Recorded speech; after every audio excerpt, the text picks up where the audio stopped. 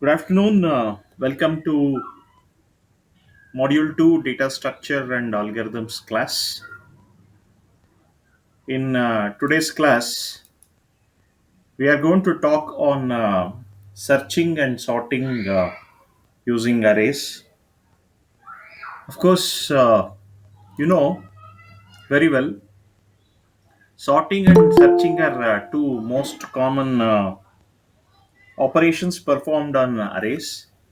And of course, sorting is the operation where you are going to arrange the elements of the array in a specific order, either in ascending order or in descending order. So you will organize. Of course, searching where you are going to look for a specific element in the array. So whether that element is present in the array or not. So that is what searching and sorting is all about. And there are many searching and sorting algorithms. First, let us look into the searching sorting algorithm.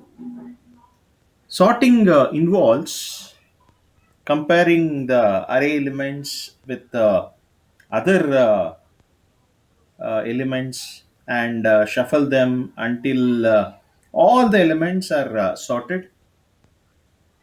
There are a number of sorting techniques that are applied to sort an array in efficient manner. There are various sorting algorithms. So you are seeing the bubble sort. There is linear. There are various sorting algorithms like quick sort, merge sort, tree sort. So many sorting algorithms are there. So and of course you can understand all these sorting algorithms in chapter 10. In chapter 10, we'll be discussing again on sorting and searching in detail. So there are around six sorting algorithms: selection sort, insertion sort, bubble sort, quick sort, merge sort, bucket sort. So you will study all these sorting algorithms, and also linear search, binary search, and hashing. These are related to searching operations. Anyhow, so in this particular uh, point, in this particular point, we'll be discussing only on the bubble sort. So, of course, bubble sort operations on the array. So, it is a sorting algorithm that operates on the array in which the largest element is brought to the end of the array, and uh, the smallest element will be placed in the beginning of the array. What operates on an array in such a manner that large elements are brought to the end of the array. Look at here, 5 is the largest element that is brought to the end of the array after pass 1. After pass 2, the second iteration, second largest element. Pass 3, the third largest element. Pass 4, the next largest element. So, as soon as it moves to different passes, so automatically the next largest elements get placed in their respective positions, and this process of placing the largest elements is repeated for every pair of elements until the largest element moves at the end. And here is one example. Consider the following example where the largest element is present at the first place and it has to be moved to the last place. Next largest is 4. Yes, you can see in the diagram it is very clearly seen. So if there are n elements, then in bubble sort it will take n minus 1 passes. So n minus 1 iterations. So to sort all the elements.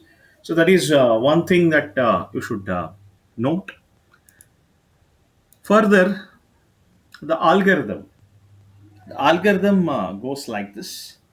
So you have a algorithm named bubble, and for this you will be supplying an array with a size of the array. So, what you are doing, trying to do, is you will start the array and set this I value to size and j value to 0 and temp to 0. So, there are some symbols missing. Okay. Repeat step 4 to 9 until I is greater than 1.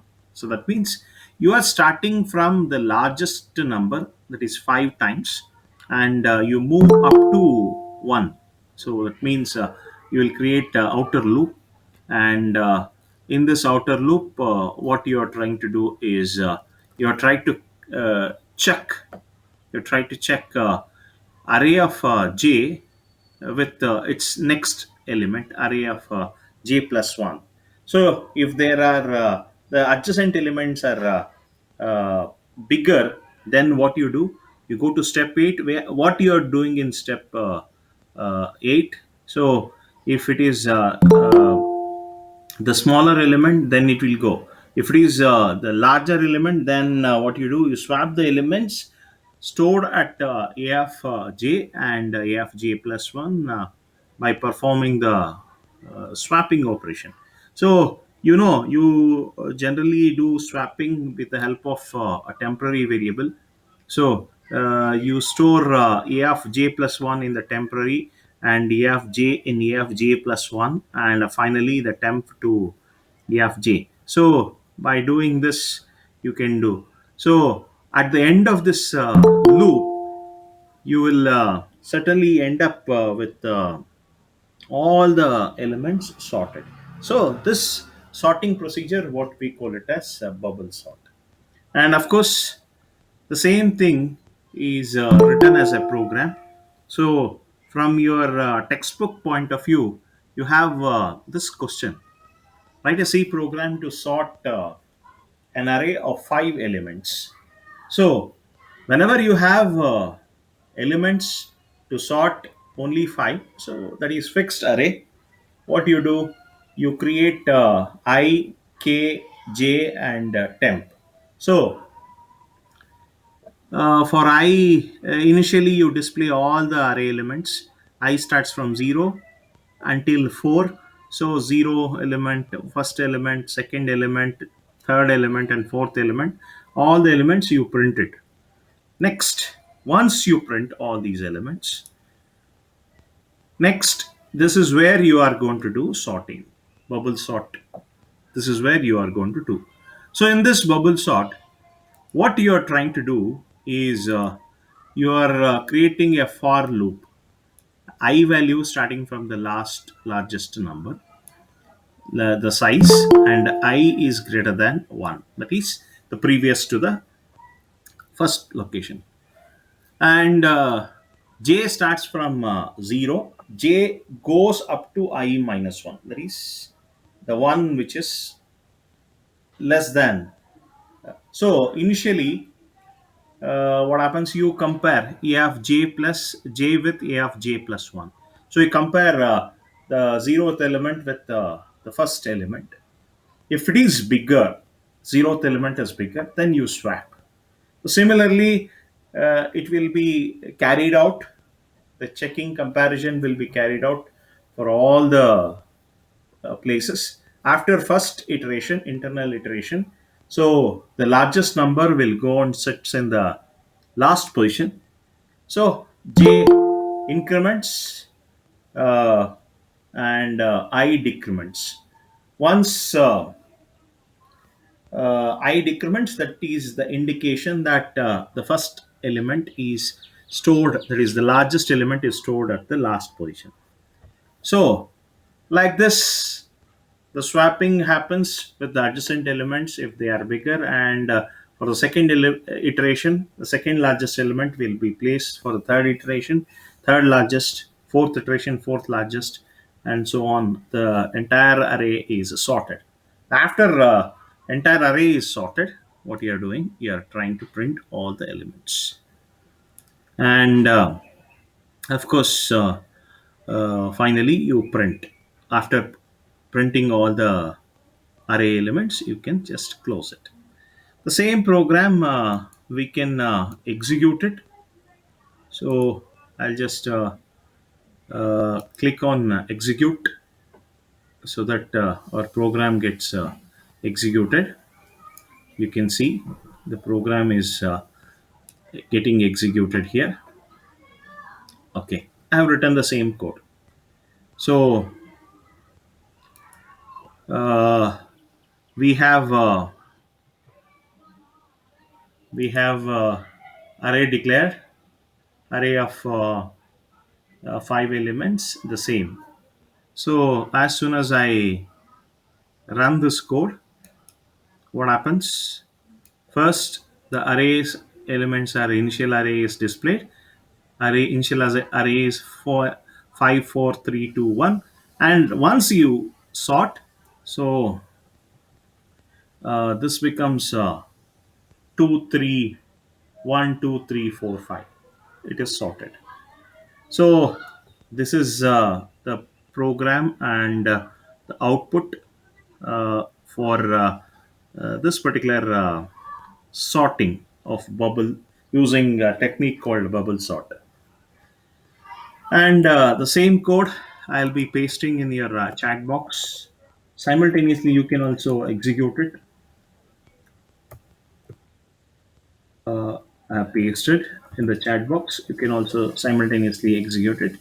And of course, you can also visualize this program, how exactly it happens.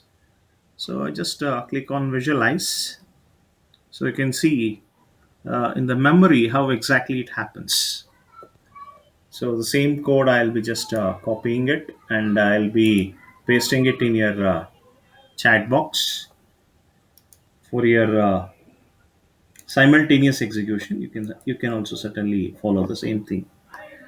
So look at here, array is declared. So now what I do, I try to execute this code. So probably you can see, I try to execute this code. Probably you can see, yeah. So integer array is declared, and array is populated with 5 4 3 2 1. Next, so the initial array elements you are trying to display, zeroth element. And since printf is put in a for loop, so what happens, array of I, as the I value changes, so it is going to fetch each element, and it is going to display here. So next, for loop, you are creating I is equal to 5. So I will point to the fifth element, and j will point to the zeroth element. Look at here, I and j.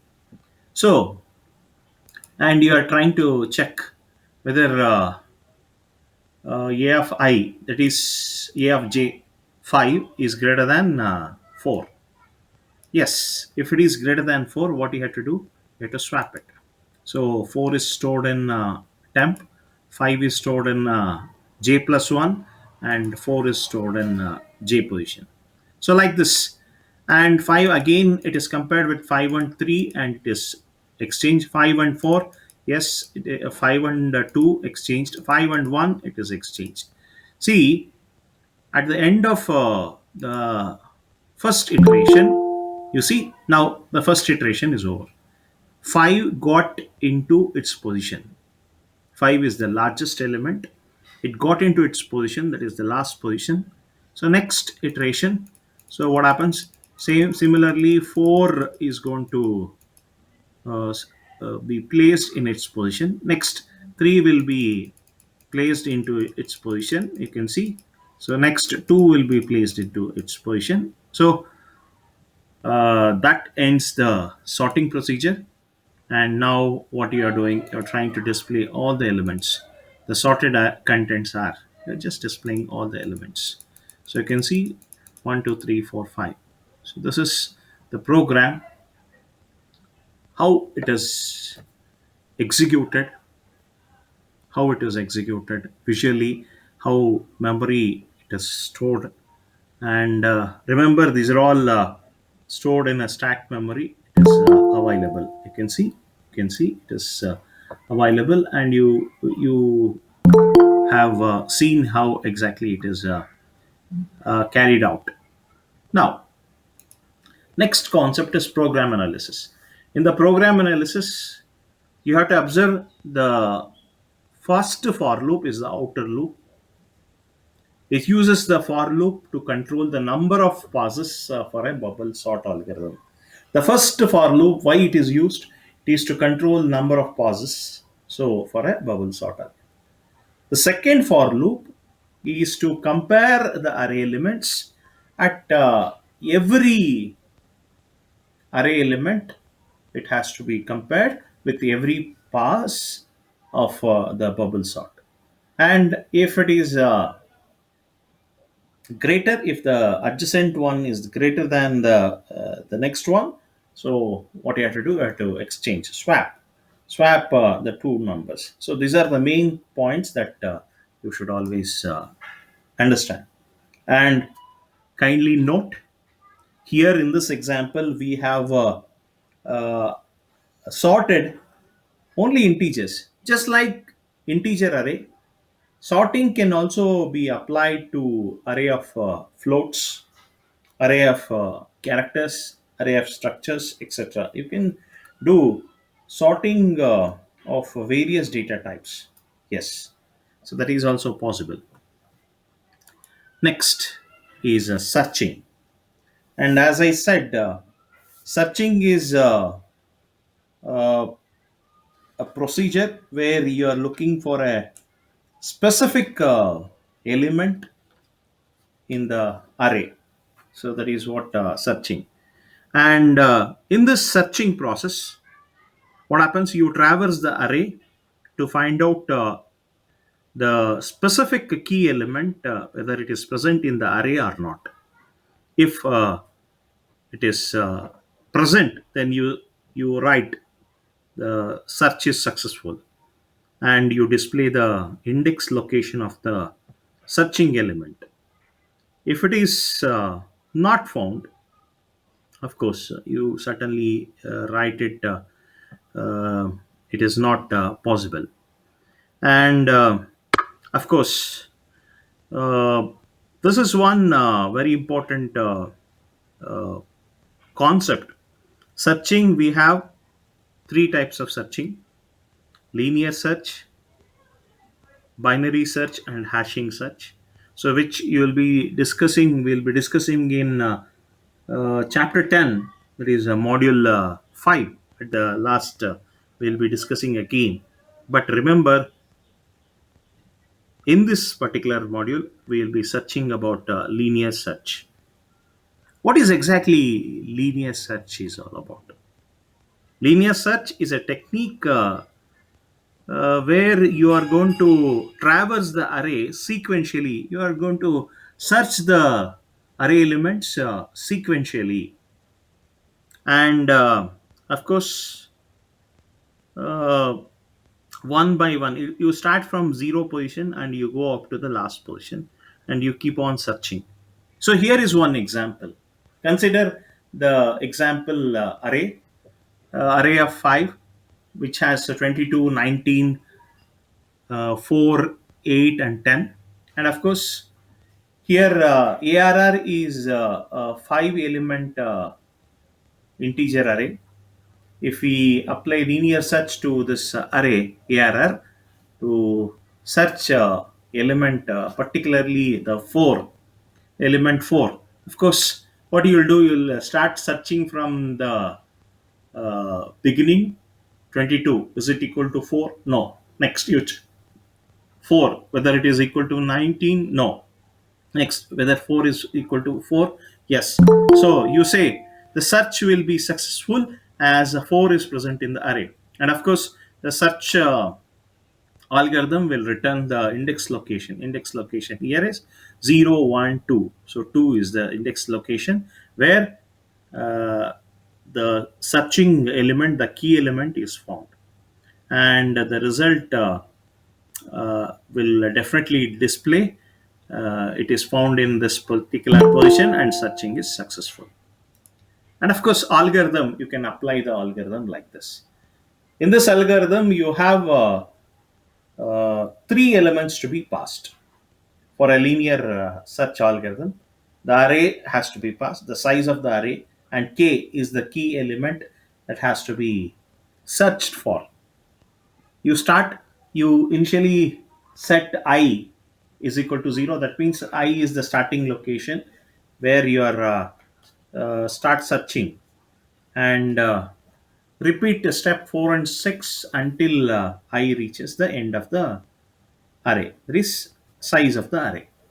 Okay, every time what you are checking, if you are checking for k is the searching element, that is key element, and whether it is equal to array, you array of I, you check. If it is equal to, go to step 5. Step 5 in the sense, return the index number and say successful, and go to step 9, that is stop. And if it is not equal, first element is not equal to the key element, then go to the next one. How to go to next one? You increment I value by 1. I is equal to I plus 1. Go to the next one and try again step 4. So if it is present, go to step 5, or else go to step 6.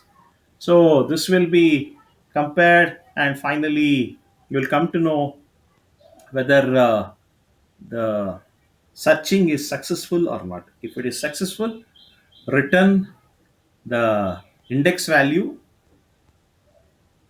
and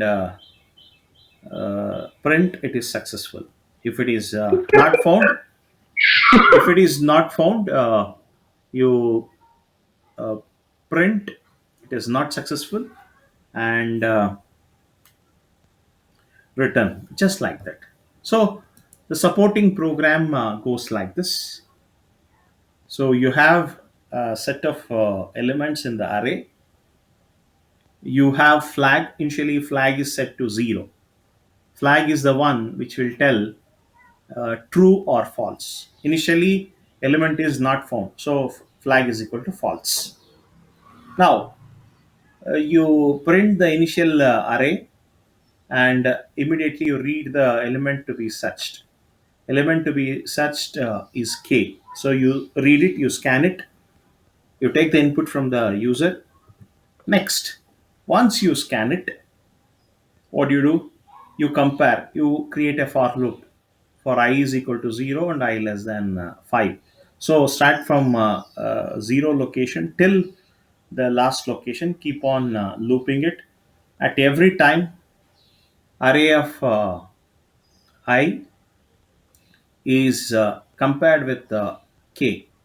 Is it same? Is it available? If it is same, then you write the flag is equal to 1, and index is equal to I. So index is nothing but the found location, and you break it. You do not have to continue further. Once the element is found, you stop it. Now, if the flag is equal to 1, immediately you display a message search is successful, and element percentage d, that is k, is present at index location, that is percentage d in the array. This index location. If flag is not equal to 1, so then you just display it is unsuccessful. So let us execute this code. Uh, okay, let us execute this code. Yeah, it is there. So I just give the URL so that you can also execute along with me. In the chat box, I have given URL. So you just click the URL, the program, the same program which you are seeing on the screen will appear. And of course, you can see array of 5 you have defined, and all those explanations I have done, the same code is written. Now, I'll try to search for an element 8. The 8 is present in the array or not. So look at here, 8 is present. Yes, it is present in the third index number 0, 1, 2, 3. So let us run and check. So let us run. Yeah, first it will display the initial array elements are so and so, it is display, and enter the element to be searched. I have already entered the element, that is 8, and search is successful, and 8 is present in the index location 3. Suppose I give some other different number, maybe I'll give 81. 81 which is not there in the array. So what it will do, it will search for 81. 81 is not there. So, and finally it will say it is unsuccessful, and flag remains 0. Flag remains 0 in this case. So same code, let us visualize, and visualization URL also I'll just give it to you in the chat box. You can certainly use it.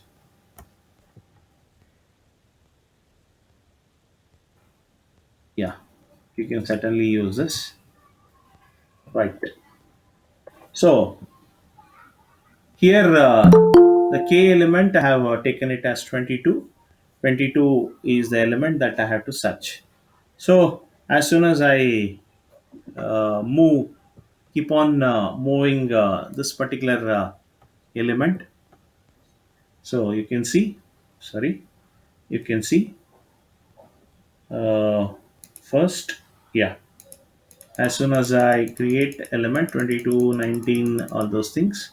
Now element to be searched is 22, and I have already given, and it is searching. It is available in the first location, and flag becomes 1. So, and index becomes I. I is nothing but 0. Flag earlier it was 0. You observe it has become 1. You observe here it was 0 here until 19 was executed. Now after executing, flag becomes 0. Flag become 1, and index become uh, I, that is 0. And finally, if the flag is equal to 1, then you display search is successful, it is displayed, and element 22 is present at index location 0. So that is how it runs. So that is the end of the program. So like this, a program can be like this, a program can be visualized, how exactly it works, visualized step by step execution. So if you look at the program analysis, first important program statement is scanning, that is reading the key element. Key element is nothing but the searching value, and it compares the key element, it compares the key value with every array element. If it is found, it will break the loop. Soon it will come out of the loop, and it will display it is available. So if it executes all the iteration, and compares all the numbers, and finally none of the numbers are matched with the k, then it comes to a conclusion that the element is not found in this particular array. So search is unsuccessful. So you can certainly come to a conclusion like this. So just like we have taken an integer array in this example, searching can also be done with array of floats, array of characters, array of structures, and so on. So that is the concept that you should understand. And that's all for today's class. Kindly enter your USN in the chat box if you have not entered, for the sake of attendance. And in the next class, we'll be discussing about multi-dimensional arrays. So that's all for today's class. All class resources are available in this particular website. Thank you for your patient listening and active participation. Have a wonderful day.